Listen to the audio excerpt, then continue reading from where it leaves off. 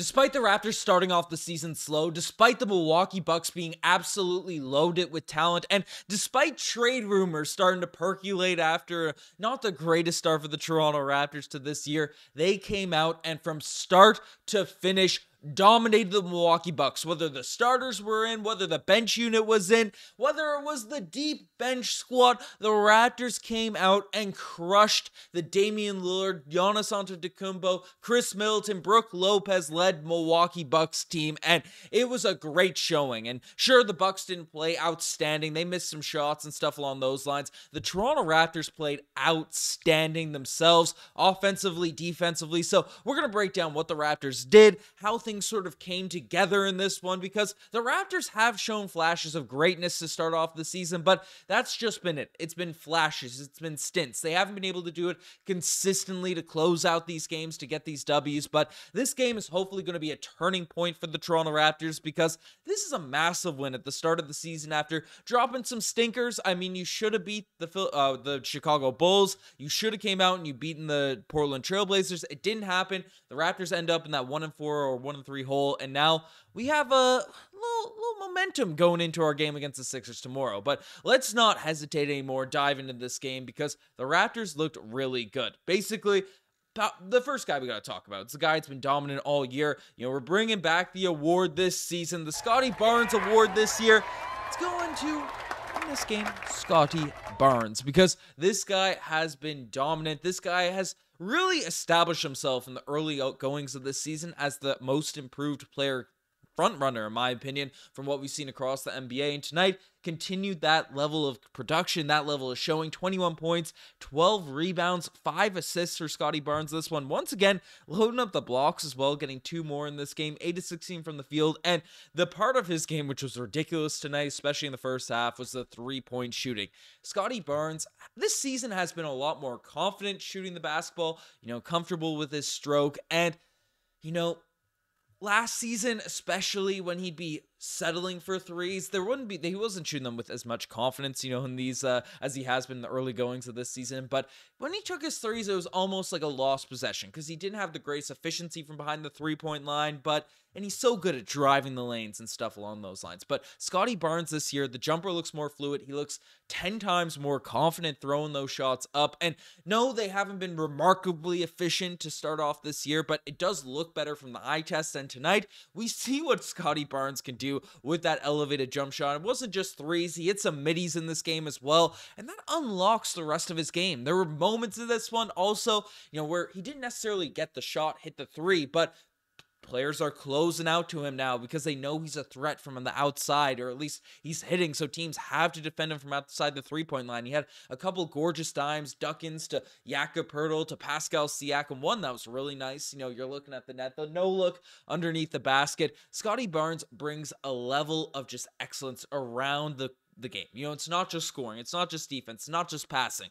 He's just well-rounded basketball player, and that's what you want out of a guy that's potentially, emerging as one of your top dudes. So Scotty Barnes, again, an amazing showing for this Toronto Raptors team. Seems like there's a Scotty Barnes hive and a not so hyped up on Scotty Barnes hive amongst Toronto Raptors fans. And personally, I'm a big fan of Scotty Barnes. I haven't been someone that's anointing him as the second coming of a basketball player or anything like that, but I do think he does have that star potential, and from the first goings of this season, he's taken steps in that direction, so that's amazing to see as a Toronto Raptors fan. But the guy that is still the Toronto Raptors' probable number one option is Pascal Siakam, who talked about it. We broke it down in the last video. He discussed how he was a little bit in a slump, and he'll turn things around. He's locked in on sort of righting the ship for the Toronto Raptors and his own game, and Pascal Siakam tonight with a remarkable performance, 26 points in this one, 6 rebounds, the 7 assists, which is nice. It seems like there's a nice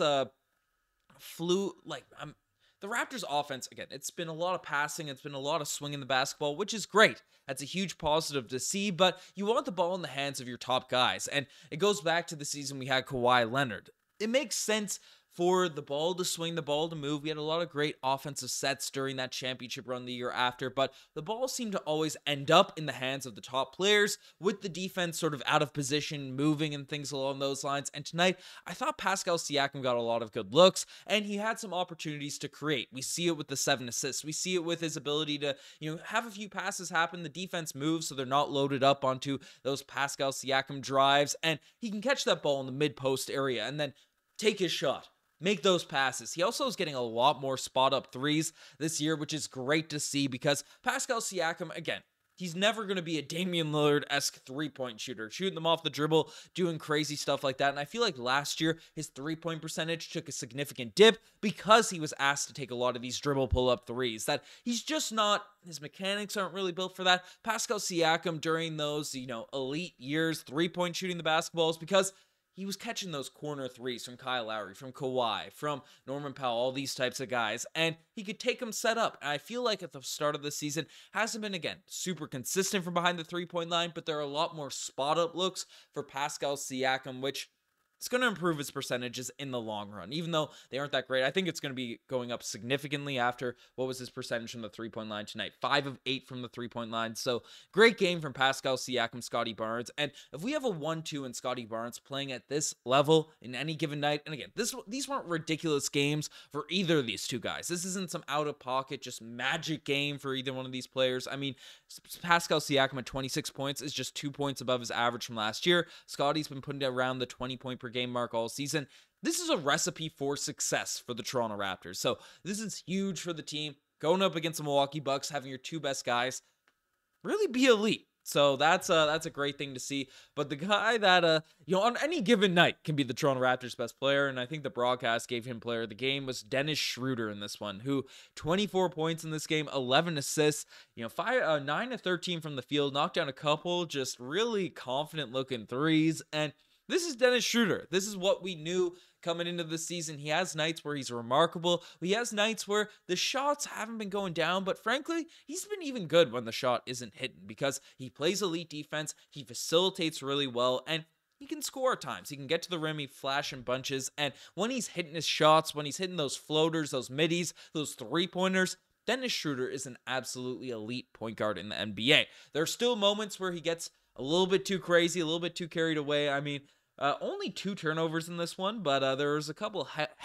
helter-skelter moments where he's speeding the ball down the lane, speeding those drives, a couple wild passes. But again, when you're playing that fast, you got to accept some of those sort of plays. And again, 2 turnovers and getting 11 assists in this one. What was it? Yeah, 11 assists.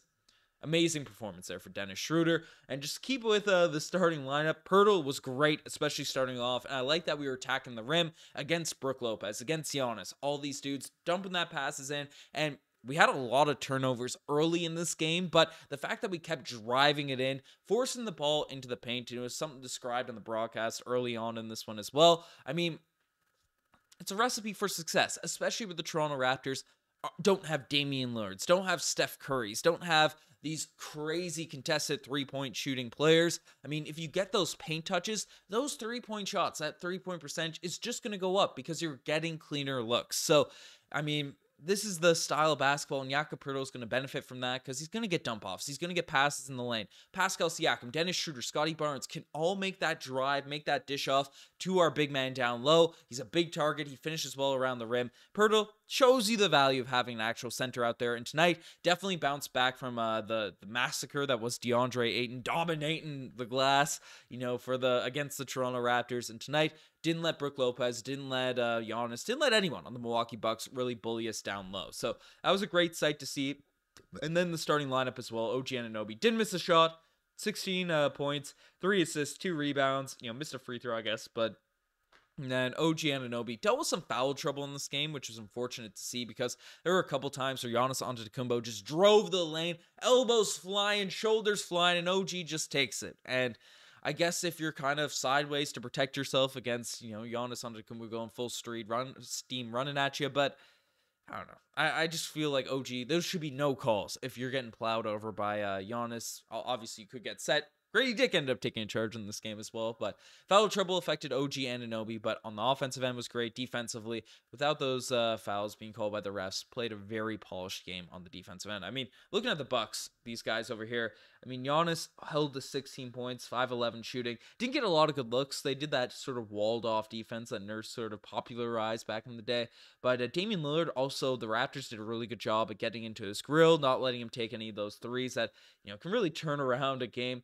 I mean, only 17 minutes for Chris Middleton, Damian Lillard. Well, Dame played a lot, but 17 minutes for Brook Lopez, Chris Middleton, these dudes. But basically, the Raptors did a really good job on the defensive end, and you love to see it. You love to see it because the defense has been great for the Toronto Raptors this entire year. But basically, the starting lineup in terms of the guys that we have, Scotty Barnes was dominant in this one. Again, winning the Scotty Barnes award, celebrating on buys, dunking at the rim and that type of stuff. But the interesting sort of storylines now with the Toronto Raptors is how can we do this consistently? And again, we're probably not going to get a Dennis Schroder performance like this every single night, but I think we can get this from Pascal, from Scotty Barnes, from Jakob Poeltl, ducking and diving to the rim, playing defense, getting boards and all those things. And OG Anobi, yes, he won't shoot as consistently as this, but can be a floor spacer. So I don't think this is a one-off. I think the Raptors sort of figured out something hopefully in this game, but we also need production from the bench to make up for, Dennis Schroder, OG, these guys come back to earth a little bit. And the bench,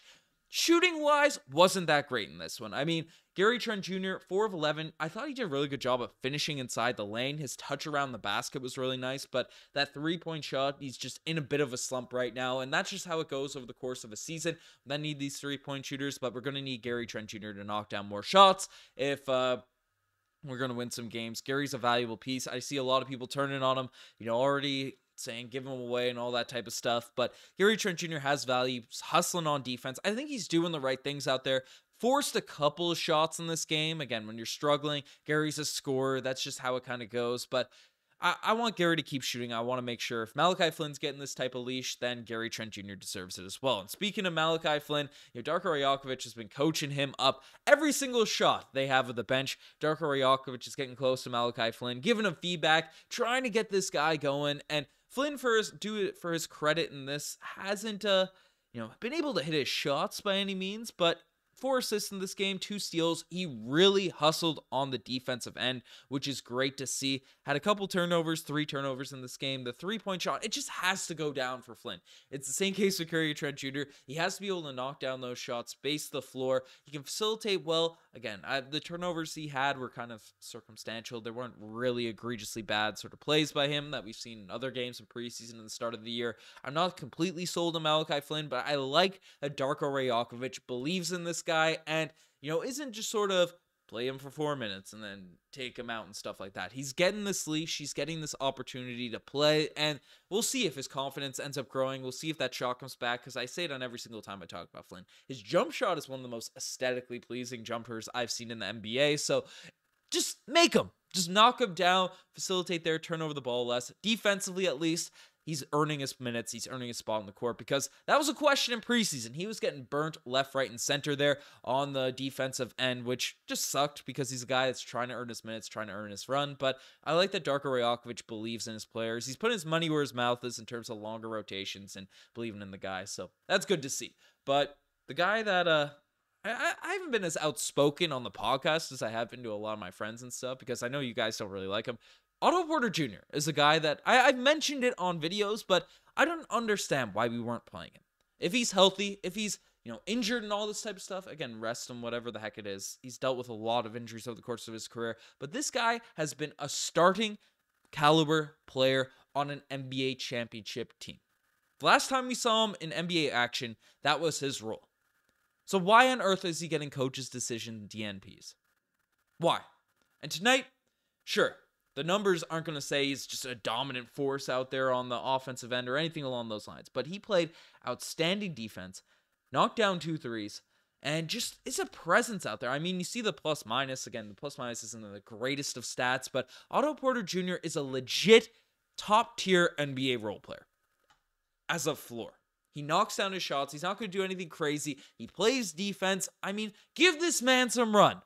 Him, Grady Dick, Gary Trent Jr., between the 3 of those guys, depending on who's knocking down shots, we're going to get some shooting off the bench as these guys get more comfortable, in the rhythm of the season, all that type of stuff. So, I mean, I really like that dynamic of Grady, as well as Otto Porter Jr., sort of as our three-point shooters coming off the bench to intertwine in with our starters. And I like that Otto Porter Jr. got his opportunity tonight, and hopefully it continues. Now, maybe on a back-to-back, he won't get that minutes tomorrow, but I'm a believer in Otto Porter Jr., but we'll see how his body holds up and how he continues to play. But the final guy I really want to sink my teeth into in this vid is Grady Dick, because you look at the stat sheet, and it's bad. It's brutal. 2 of 10 from the field, 1 of 8 from behind the three-point line, and he got some very open looks. And not even any rebounding in this one, anything along those lines. But watching the game, watching the eye test, I am still pleased with what I saw from Grady Dick. Because, one, there wasn't a single second where the Matt Thomas effect came into play where, I've missed a couple shots, can't shoot the next one. Grady Dick shot every single shot with confidence. The ball was going in and out, hitting the inside of the back rim, going out. There weren't any egregiously bad misses, except for one, I think, on the top of the left wing. So that's great to see. But it's not only the open threes he was taking. He's driving the lane, and when he makes those drives, a lot of those three-point shooters that sort of go into the lane, they decide to attack a closeout. They have their mind made up in terms of what they're going to do, right? They either say, okay, I'm going to drive and have an immediate kick out, or I'm going to sort of drive and force some shot up. Three-point shooters, 3-and-D guys, whether you're in rec league or still in the NBA, the Damari Carroll-esque, the Terrence Ross-esque players, when they make those drives, their minds are made up. But Grady Dick is making really nice reads when he's making those drives in the lane. He had a nice dunk in this game as well, but he's driving in, and it's not just the sort of one dribble pass out. It's, okay, I'm going to draw 2-3 defenders and then get a really nice look, an open pass to one of my teammates. And that is the difference between your sort of shooter that's going to come into the league, and if he's not shooting 45%, is a complete non-factor out there on the court, between a guy like a Klay Thompson, between a guy like, I'm not saying Grady Dick is Klay Thompson or anything along those lines, but guys that are actually high-caliber three-point shooter players that, can have an effect on their team in the positive end, even if they're not knocking down their shots. And again, if Grady Dick isn't hitting his shots, shooting 2 of 8 from the field consistently over the course of the season, yes, he's not going to find his footing. He's not going to earn his minutes in the NBA. He's a three-point shooter. He has to hit his open looks. Missed way too many open looks in this one. But it's his first big game in the sense playing against a star like Giannis, a superstar team, the Milwaukee Bucks. But, it's just how it goes for shooters on some nights. Grady Dick, I was really impressed with what he provided, even though he missed some shots. But I don't know, this Toronto Raptors team, I'm hoping this is a turning point for the squad. And if you made it this far, folks, also, 54% of you guys are not subscribed to the channel. Post some videos pretty well daily, twice a day, if not that, on the channel. Trying to get some hype going for the Toronto Raptors. So it mean the world to me if you're not subscribed to hit that subscribe button. Feeling good, the Raptors got to win. But folks, Toronto Raptors, hopefully we carry it over to the Philadelphia 76ers game tomorrow night. But you guys are the best for making this far. Subscribe to the channel. Anyways, I'm signing out. Cheers.